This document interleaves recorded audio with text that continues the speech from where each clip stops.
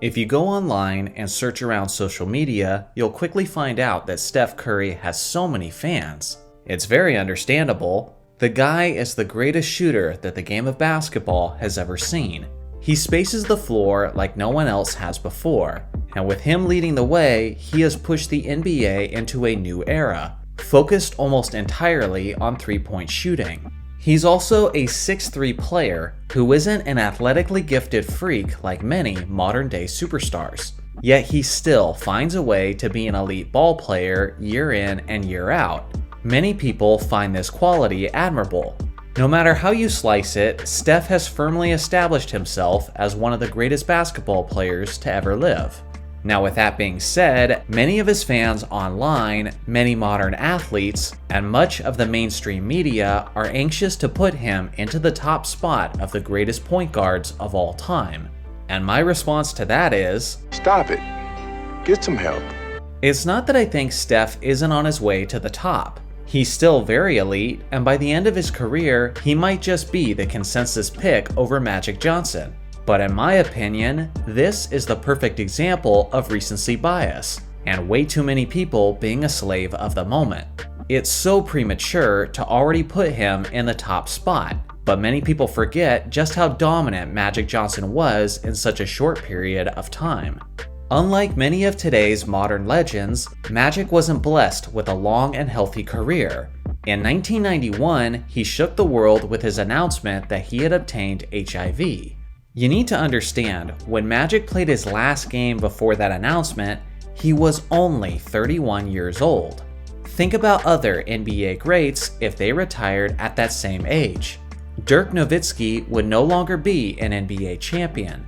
LeBron James would only have 2 rings instead of 4, Shaq would have 3 titles instead of 4, Duncan would have 4 titles instead of 5, Michael Jordan would only have 3 titles instead of 6, and Steph Curry would only have 3 titles instead of 4. Magic Johnson had 5 championship rings when he had to retire at such an early age, and there was still a second half of his career in store that we never got to witness. Who knows, Magic may have ended up with 7 or 8 championships if he wasn't forced to retire early. Now don't get me wrong, my point isn't to give Magic credit for things that he actually didn't accomplish. But what you certainly can't argue is the fact that Magic built a GOAT candidate resume in roughly half the time that it took everyone else to build theirs.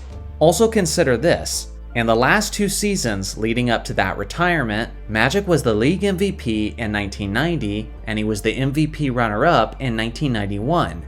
In Game 5 of the 91 Finals, which was the last game of that season, Magic had 16 points, 20 assists, and 11 rebounds. He got 20 assists in a finals game, while his 2 best scoring options were out with injuries, which were James Worthy and Byron Scott. Not only were there no signs of him slowing down, but you could argue that he was just as good as ever. Steph has already significantly passed Magic in seasons played, yet he's still trying to catch him in terms of every major accolade, including MVPs, championships, finals MVPs, and all NBA teams. This is because Magic was incredible from the start of his career until the very end. The greatest playoff performance in NBA history was when a 20-year-old rookie guard replaced an injured Kareem Abdul-Jabbar at center and won the championship-clinching 6th game with a total of 42 points, 15 rebounds, 7 assists, and 3 steals on 61% shooting. And what people often fail to consider is how a rookie Magic did that against the Philadelphia 76ers, who were the #1 ranked defense that season. That was Magic's impact in his first season. While on the other hand, Steph Curry wasn't even considered as an elite player in the league until his 4th or 5th season. Again, I just can't emphasize enough how Magic didn't have the luxury of a full career like many other greats did. In this modern NBA, LeBron James is entering his 21st season in the league, Chris Paul is entering his 19th, and Kevin Durant is entering his 16th. John Stockton was another great point guard from Magic Johnson's era, and he played 19 seasons in the NBA. Magic only played 12 seasons before HIV caused him to retire. If he had a career as long as the other greats I previously mentioned, then he would have been competing for championships alongside of Shaquille O'Neal and Kobe Bryant in the twilight of his career.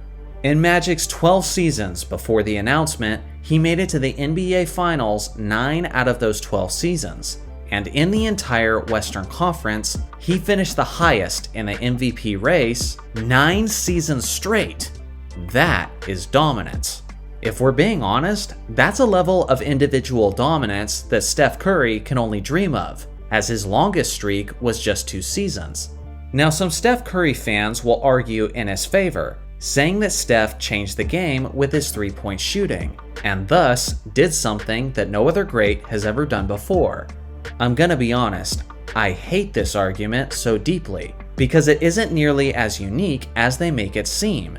When you narrow down the list of the top 10 greatest players of all time, nearly every one of them did something that completely changed basketball. For example, Michael Jordan made the game global. Larry Bird and Magic Johnson literally saved the NBA in the 1980s. Wilt Chamberlain changed the rulebook because of his dominance, as the league office was looking for ways to slow him down and balance the league. Bill Russell won more championships than any other player in NBA history. Other than Bill Russell, the longest streak of championships by a player is 3 straight rings. Bill doubled that, and then added 2 more on top of it. Kareem Abdul-Jabbar uniquely dominated the league, as he introduced the most indefensible shot of all time, the skyhook.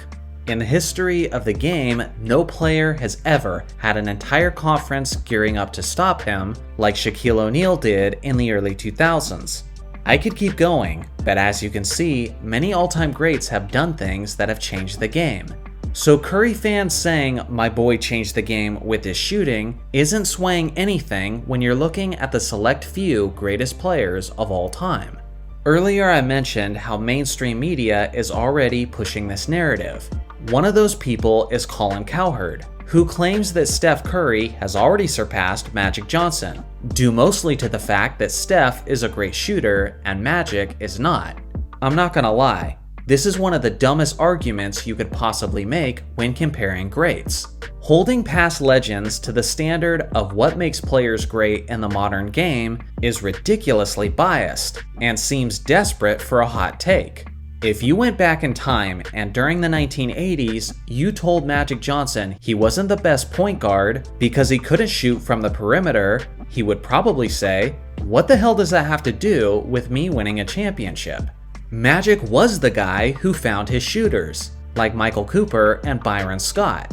And at that time, that era wasn't defined by screens and three-point shooting, but it was defined by fast break transitional basketball, which no one was better at than Magic. None of those stars in the 80s gave a damn about winning a hypothetical horse competition with players from the future.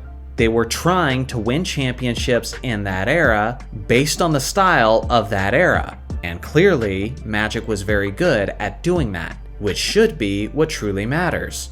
Now listen, this video is not intended to come across as a Steph Curry slander video. My only point is that people are young and overreactive sometimes, and they're prematurely trying to put him in a spot that currently belongs to someone else. As of now, Magic has the edge in dominant consistency, championships, and individual accolades. I just don't see an angle where you can legitimately elevate Steph Curry above him at this current time. With that being said, Steph isn't showing any signs of slowing down either, and shooting ability is one of the skills that age the most gracefully in the NBA, so you would be foolish to say that it's impossible for him to pass Magic at some point in the future. As in the case of most things, time will tell. So what do you guys think? Am I wrong? Has Steph already passed Magic as the greatest point guard of all time? And if he hasn't, what would he have to do in order to secure the #1 spot? Let me know in the comments section below.